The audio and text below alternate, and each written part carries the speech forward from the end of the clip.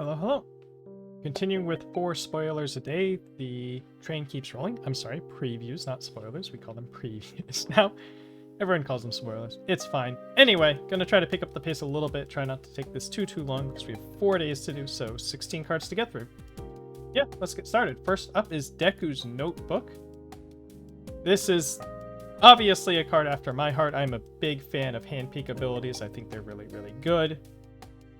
This is, you know, one of those cards that can help you get through a long game situation. You get to see their hand. You don't get to do anything to it. You just get to change the zone of your attack once. This card's actually going to be a little tricky to use as an asset. Doesn't really help you on, you know, defending yourself really at all. It can kind of help your turn 2 offense, but probably not that much. So it's kind of going to be a cheeky like 1 to 2x in some decks, I think, for the games that really, really get protracted.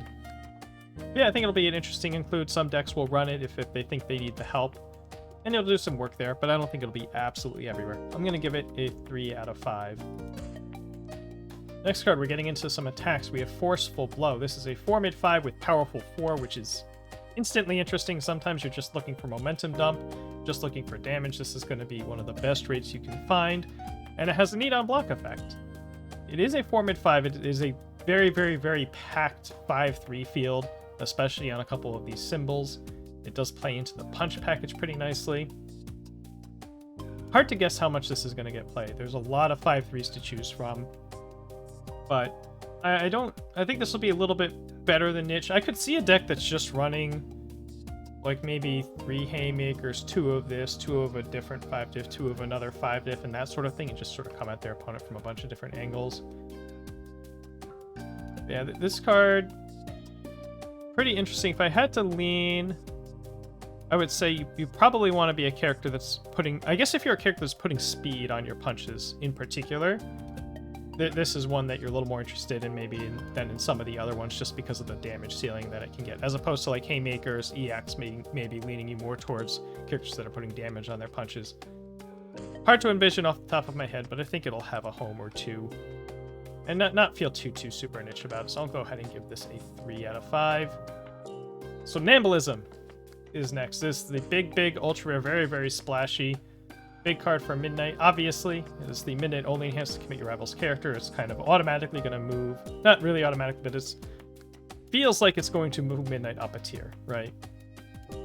Suddenly, you have a character who is almost like another Eraserhead, right? Where they have something that answers opposing characters, so they'd be on a different plane, because it's just committing them on your turn as opposed to taking away their abilities during attacks. It's going to hit a different subset of characters at a different cost, right? Erase cost. If you want to shut a character down for a turn with Erase, you have to discard a card in every attack. This, you have to play this 5-2, 4 mid-6 stun 1, breaker 1. These are okay stats, but you're paying the 2 check for it. And it has other abilities that are going to come in useful.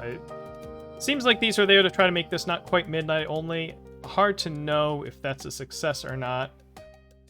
If you're playing this as your second attack, then you maybe want to have some sort of difficulty cheating going on, and then you have a keyword heavy deck, and then it's a pretty decent card selection ability. Maybe decks on a weapon theme on some of these symbols will play it. But off the top of my head, I think at the end of the day, this is probably going to end up being Midnight only, although there's some good effort here to make it not. It might have a home or two outside of Midnight in time, but like maybe if it was off zone, I'd feel a little bit better about that, just because, you know, you're competing on the 2 check space, you're competing on the 5-diff space. But obviously fantastic in Midnight, but since I'm leaning character only right now, so I'm going to give it a 2. In Midnight it's a 5. You know what? We're rating on impact here, so I'm going to give it a 4 for its impact, because of how much it's going to make Midnight a presence, or a potential presence in any event. He's already pretty good off of Chaos as is. Sticky Ball Pitch is the next card. This is an interesting one. This is sort of a weird angle for a card. We haven't had too many cards like this, really, aside from, you know, throws to an extent. But just an attack that automatically goes to your momentum. So if you're a momentum hungry deck, you're interested in this card. So it's going to have homes for that. It has the cool Omni block against range attacks response. There aren't There's like 1 or 2 ranged throws. One of them's tape swing, which doesn't... They would have to change their zone into this. They'd probably know that you're running it. So if you're playing this, you probably want 3 or 4 of it, because you presumably want the momentum that badly. Yeah, it'll have its spots. There's going to be people doing some cool stuff with this card, I think. I know some people have talked about Chaos Shigaraki 2 with this card. Yeah, solid card. Maybe not crazy everywhere, because it is a 5 diff. It's gonna have some competition. You know, are you cutting Frigid Heat Waves for this, etc., etc. Plays with Frigid Heat Wave, has the range keyword. Yeah, a nice solid 3. Thinking about Wail, this is a card that I've called a coaster, which is maybe a little bit extreme, but this response on this card is a very weird, basically draw one. It's sort of conditional. You can get a card out of this, but the card that you're getting is guaranteed to be +2 mid block and a not very great statted attack on the next turn. So I don't know. I think you'd have to be pretty desperate for card draw to be running this, and even then, man, you'd hope to find something else.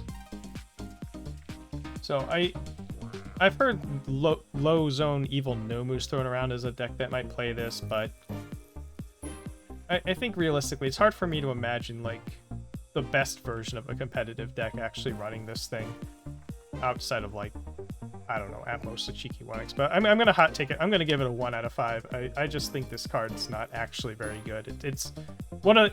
You can always make cards sound good in a vacuum when you're talking about the cool stuff that they do, but it's gonna get pushed out of almost every deck someone tries to put it in, I think. And I think this is our last attack, is Wind Up Punch. This has this neat micro deadlock thing where if they're at 8, it gets a little benefit. That's nothing too crazy, but we're really here for that stun enhance. 4 mid 6, stun 2, powerful 3, can be a 4 diff at that rate if you've met the conditions, has the off zone block. It's just, you know, add another to the list of 5 difficulty punch attacks on these symbols that are all 4 speed mids that you're interested in running. Yet another Haymaker at home type of card. But, you know, one that's compelling for its own reasons. Basically, if you meet the gate, you're gonna think about running this card. Give or take, you know, maybe as, again, you know, 3 Haymakers, 2 of this, that sort of thing. Yeah, I think there will be people looking to run this card, and yeah, it'll have some spots. It's going to be hard for people to make decisions right up front over like which 5 difficulty 4 speed mids they're running in their deck. I almost wonder, I talked a little bit last set about the possibility of mid-zone overload decks, and we're possibly getting there with some of these symbols anyway. All worked up, pays you off for having discard costs a little bit, +1 or -1 damage. That's not too crazy. Playable, committed, +1 check. It's got a decent block, but I don't know if this is really seeing play. I think we have Late Riser, which is also sort of a pay you off for discard costs that has really a better ability on the card, except that you have to be in a combo theme deck. E-Destroy +1 while committed is nice, it's helpful. I kind of have a tough time seeing this making the cut in very many decks, unless they're just sort of doing high block math or something. I'm going to give it a 2 out of 5. Catching a Ride. Now, this is one that's made a lot of noise today. So, response flip, trigger. You need to either reliably trigger this or trigger it out of the sideboard to clear a card out of your card pool. I've heard this is pretty fun against Faith Shield. Flipping to discard a card from your card pool should be a really good rate, but in practice it's been kind of treated as an okay rate. You don't see a whole lot of encouragement out there. Maybe you'll see it more now that there's less decks that just get to Amphibious to pay for all their stuff. Yeah, so I'm certain that you're going to see people trying to run this card. I'm not sure how much it's going to stick long term, but that enhance speed set is also very useful in this format where your opponent doesn't have a whole lot of control over when they're using some of these speed hate pieces. Heroic Lineage, you basically get to decide when they get to use. Specials of Sound, they have no choice when to use it. So if your deck has some pretty good printed speeds, like a bunch of 4 or 5 speed stuff, I could see a couple copies of this as an anti-speed hate card. You'll probably be able to commit it for +3 speed often enough. And yeah, that's a good rate. So I do think this card's going to be around on maybe like a 2x sort of basis, or maybe if a character can definitely trigger that top response, maybe more than that. But we've seen encouraging training partner, not only in defense but also on offense, be a very, very useful card. So I think this one, that bottom enhance is going to maybe overperform people's expectations a little bit. I'm going to be a little bold and give this a 4. Not as like a 4x, but as a very useful inclusion in decks that can come even like funnily against Mineta too, right? This is pretty good, although you'd have to be on your third attack because you're going to flood one, but once you get deep in your string, if he wants to 0 speed your attacks, you can turn this sideways and put it right back up to 4 or 5. That's pretty good. Dreaming of Glory. This is a weird one. This is a little tough to wrap the mind around because the ability to RFG this and go pick up an attack is obviously good. But you need to have gone deep enough into your turn that you've gotten this much flood going. They need to not have any way to stop your flood. And then you're the limitation on attacks you can grab if you look at the pool of attack options, not that great. You get some 5 diffs that are alright. There's some 4 diffs that are also alright. You're not grabbing a ton whip with this. You're not grabbing like a premier attack with this, really. You look at the options. But it still blows up to get you an attack. I'm not sure. I think people are going to try to run this, and there might be a deck like a Conway Woods or a character that's just putting damage on everything is maybe more interested in this. Both running this card and then warping their attack base a little bit to support it. So I think it'll show up, but I think it won't be as prominent as you might think of a card with this kind of effect. I'm going to give it a 2 for now. Easily Excited. This one's a little more interesting. It's a 0 diff on symbols that are a little wanting for 0 diffs depending on your character and what sort of specific stuff you have going on, and it's got a nice block. So it's automatically going to be kind of all over the place. It's obviously extra good in Midnight because that keyword is another bonus speed. Kind of the reverse of Surviving the Final, but with a better block. Works on flash moves if you want it to, which off the top of my head, I'm not sure if there's anything on these symbols that gets played as flash a lot. I guess you could have like an all Giro type of situation where this card's coming in. But yeah, quality 0.5, probably going to be pretty all over the place, so I'm going to give it a 4 out of 5. In Denim, this is the first of a string of Destroy Foundation cost ones. This is almost certainly the worst one. Very, very niche, to say the least. In theory, you could have a deck that really wants to mill itself, right? Discard cards off the top of its own deck to trigger things. This is still a very high price to be doing that at. But if you have a deck like that and you just need the deadlock out, or you're surprisingly find yourself short on mid blocks or something, I could see a random copy of this thrown in. Or maybe like you don't want to run 4 brute strength on a couple of these symbols. You think that's a little overloaded, or you're stuffed on your 2 diffs or whatever. I don't know if it'll ever actually show up in a real deck, but I'm going to be nice and give it a 2. It is at least a spam with a decent block that does something that you might be desperate enough to do. Feeling Cute, on the other hand, is a much better effect. It's just being able to push speed on everything. We've seen people play Frozen for basically this effect, and that's a 2/5. Getting a speed on all your moves for 1/5 on a kill turn is certainly valuable. This is right in line with Self-Sacrifice and all those other... No, I'm saying all those other, but it might just be Self-Sacrifice. Frozen, Brute Strength, I guess, is another one. These like little stat boosts that you get for destroying a foundation are usually pretty helpful, and on a spam with a good block, I think you're going to see a fair bit of this. Kind of like Self-Sacrifice, not necessarily a 4x. But yeah, it's going to be around. It's going to help close out games, I think. Full on attack mode, yet another one that's again, kind of in the space of self-sacrifice, you destroy a foundation, you get a pseudo damage. It's slightly better than a damage because it's always works on a partial block.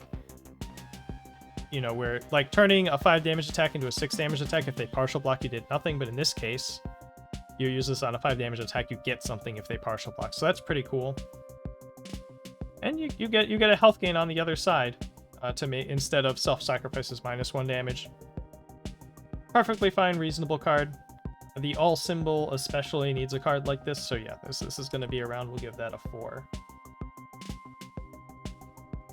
Idle work. This is the most interesting one of the match. It's a little hard to rate this ability. So on defense, you get some card selection, which maybe plays nice in a character that's doing some blind card draw that you need to get this selection on. It is cool that this shares with two with self-sacrifice, and it's not, as opposed to the other ones that are kind of similar to it, this is in a completely different space. But yeah, this really, really hard to gauge. The assumption offhand is that you would play self-sacrifice over this, but I could see a situation where playing like 2 self-sacs and 2 of this to have the flexibility of which effect you really want. So, you know, if you're going for the kill string and you have to go in this turn or whatever, sometimes giving yourself a chance to find more attacks is much better than, you know, plinking a little +1 damage on things. Yeah, I think this will be useful. I think people will largely run self-sac over this once you get past the honeymoon period, but there's going to be some pretty good decks that run this card too. I think some of the better players will be including this to some effect. Lessons from Tayaki. Just got a couple cards left here. It has a very nice Deadlock Enhance. This is an ability we see on Night Watch. That's a little more limited in that case. But here you can pick up any attack to your hand. It's also at 2 cards on Treshik Cape. And we've seen people play those cards, Treshik especially, just for its Deadlock ability. And it is a Deadlock ability that can make your opponent think twice about pushing out those more foundations. Those added attacks can really matter. So I could see, if nothing else, this being a card that people include a couple of as a spam that has a useful Deadlock that's might be better than some of their other options. And that enhance is gonna be tricky. It's really, really hard to rate. It depends on the cards in your opponent's deck. It's gonna be really very wildly in power, right? Sometimes they won't have any way to play around it at all, and you get to really trip them up with it. Other times, you might make them flip a foundation they weren't going to otherwise. And still other times they're going to have some free enhance they can just spam out there and just like, okay, well, I'll cancel this free one. Thanks for committing a foundation for me. Probably not. The ceiling probably isn't high enough to actually put this in the sideboard. But I think it's going to see play for that Deadlock alone. And even just on the cheeky 1x, and you put this out there and then just make your opponent think about them, make them make some complicated decisions or whatever. I've played an older version of this card in a deck once or twice and seen it like kind of do some surprising work for me. So I think it's all right, but it's still pretty niche. I'm going to give it a 2. And last up we have Spirited Referee. This is tough on a 2/5.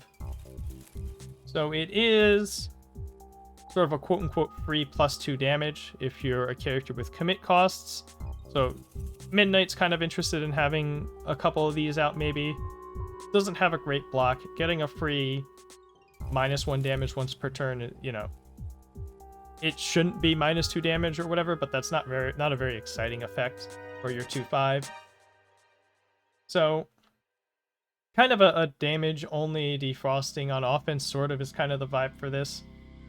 I don't know how good that is, really. I think it's sort of...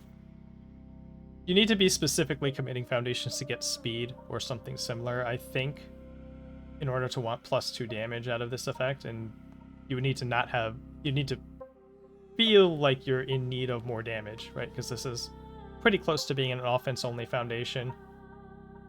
But these effects have had their uses in certain places over time, so I think you'll see this here and there, probably a couple copies in Midnight, that sort of thing, maybe some other decks, but pretty low impact overall. I'll give that a 2. And that'll wrap it up. So we got through 16 cards. I will look at the time on this video later and see if I feel good about that at all.